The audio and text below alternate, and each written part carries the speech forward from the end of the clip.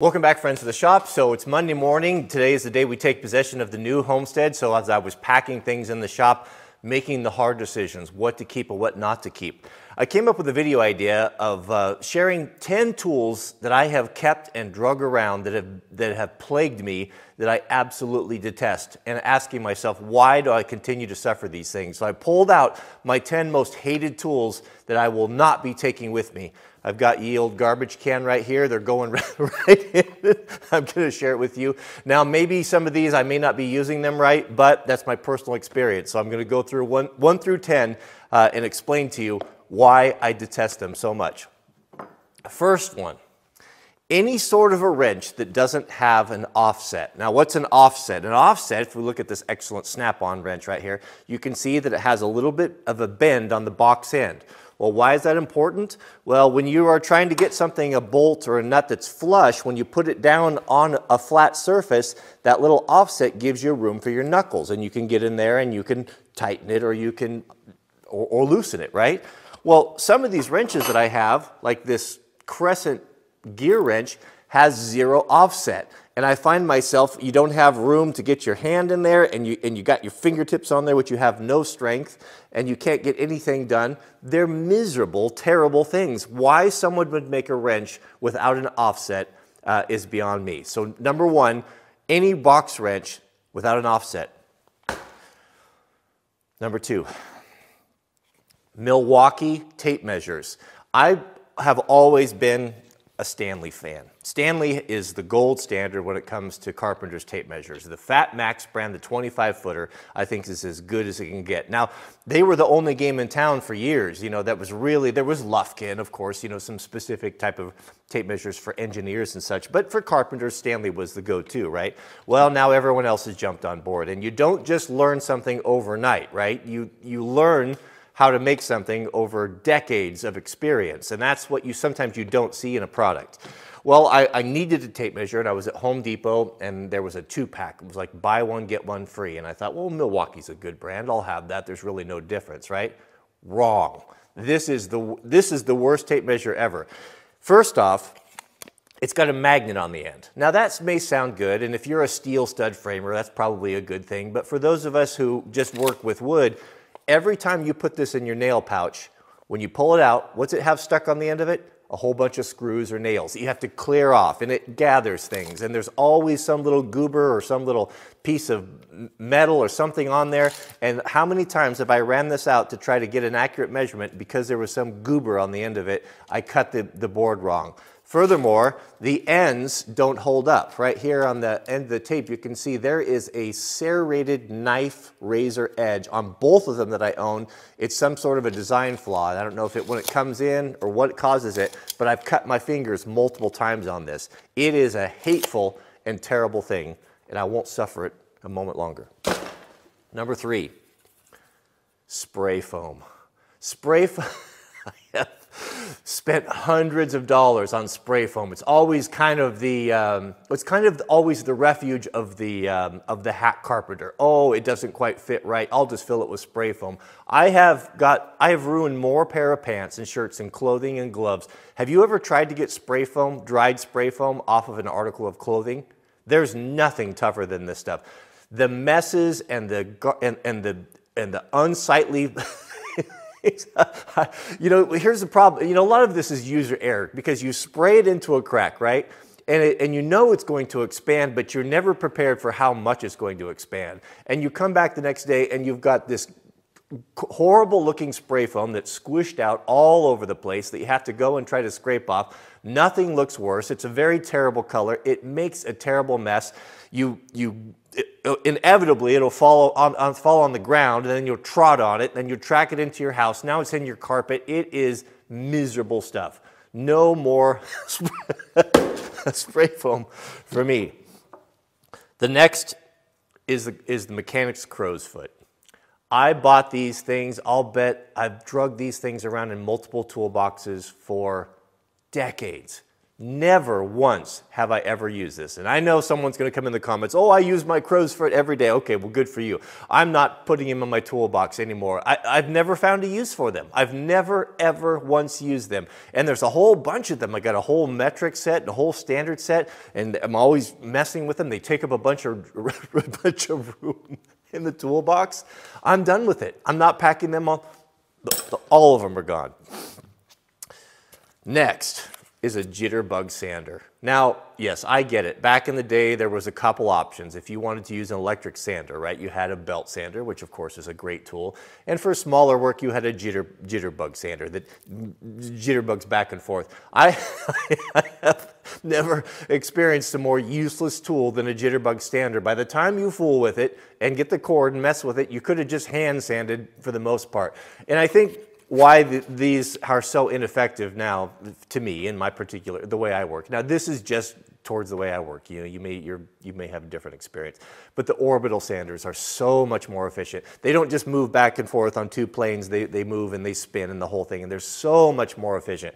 A Jitterbug Sander, for me, is just, I've never found a use for it. I've never found it to be useful. I've never found that it really was worth the time and space and effort to own it.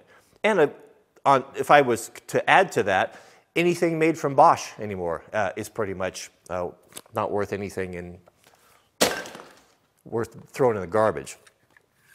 The next are these cheap Home Depot caulking guns. They are so janky and so crummy and so poorly made. And most of them, this one's a little bit different. Most of them, the new ones that I've seen, don't have the little plunger.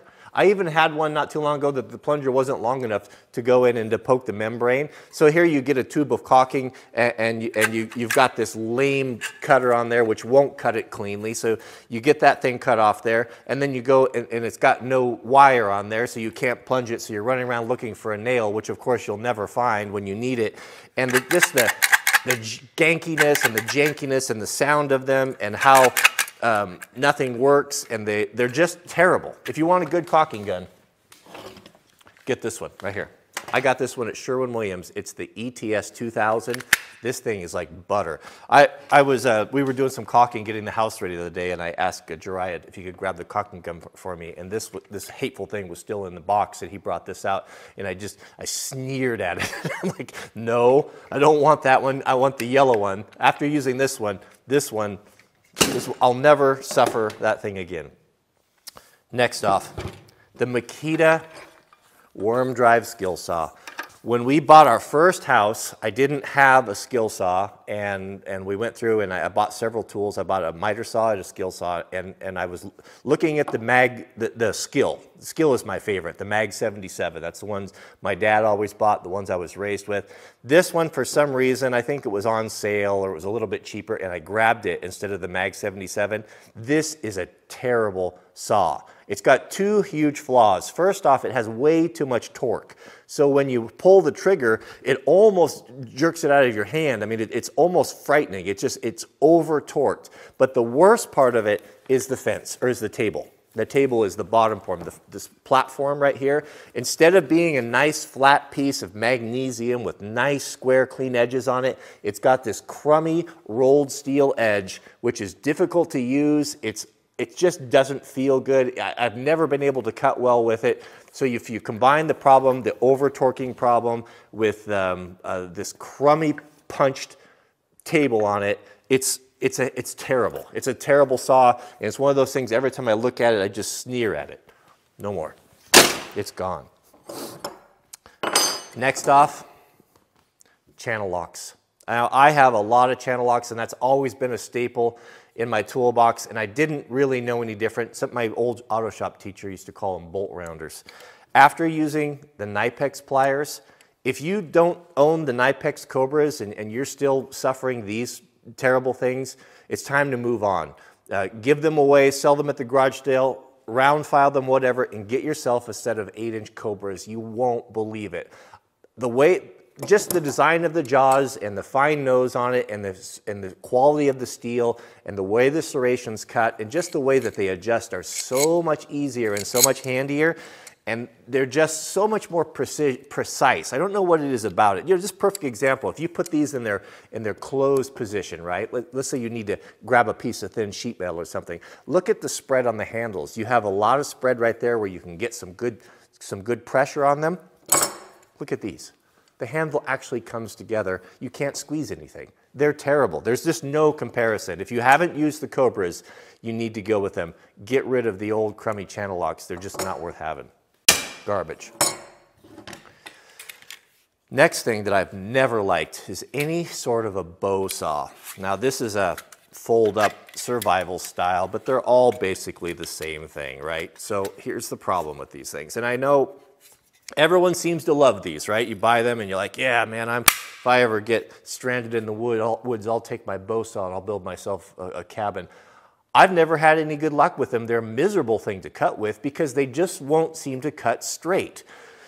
If you get something of any size, like let's say 3 or 4 inches, and you want to buck something in half with this, my experience with these things is they turn. They turn and they turn and they turn. So you end up cutting the wood 1.5 times. So instead of taking the shortest line through a log or piece of wood and cutting straight through, these things, they turn and turn and then they bind and you're pushing, and they're just miserable things. Most of them, you can't tighten them. You know, they don't, I don't know what it is about them, but I've never liked them. I've never had a good experience with them. I think that they're terrible. I would almost rather have no saw. When you compare these to like a silky saw, or Ichiba samurai saw, you know, the Japanese style, there is no comparison. I will never buy another one of these. I've not found them to be useful, and they're just awful to use. I do not like them. Finally, this is going to rub a lot of folks the wrong way. Any sort of a tomahawk. I have received so many suggestions from people. You need to get this particular tomahawk, or you need this particular tomahawk. And there's this idea out there for survival or even general work that a tomahawk is a better tool than an axe. It is not. The tomahawk, I don't think that it's good for anything other than just killing. I think it's probably was designed for an implement of war, maybe general purpose, but when you compare it to an axe, it doesn't do anything very well. First off, the design of them is too thin, so they're terrible splitters. The other thing that they often don't have is a pole on the back. And having a pole on the axe, that's 50% of its usefulness. Because an axe gives you 2 tools. Not only is it a cutting and splitting tool, but it's also a pounding tool for pounding tent stakes and that sort of thing. This is a hybrid. This is a rare exception. This is one of the Spyderco Tomahawk, which is one of the worst tools that I've ever done. I'll include the full test review on this if you guys like to watch it at the end of the video. But this did not do well. It doesn't split. It doesn't, when you do try to split, it doesn't have enough spread on it to pop the wood apart. They don't have a pole. They don't have enough weight in them to really do anything. So apart from splitting skulls, I've never liked them. I've never found them to be useful. Do not like tomahawks. That's it. I'll probably come across some more stuff. Most of this stuff, you know, I have been, over the last year, kind of moving in this direction, and I've been paring things out. So a lot of these things, and I wished I kind of saved them now that I packed around, are long since gone. But these are the few that remain that are just more of a hindrance to me than anything else, and I won't suffer them any longer. So thanks for watching. I hope you enjoyed the video. Keep us in your prayers. May God bless you and your families, and we'll see you guys over on the new homestead.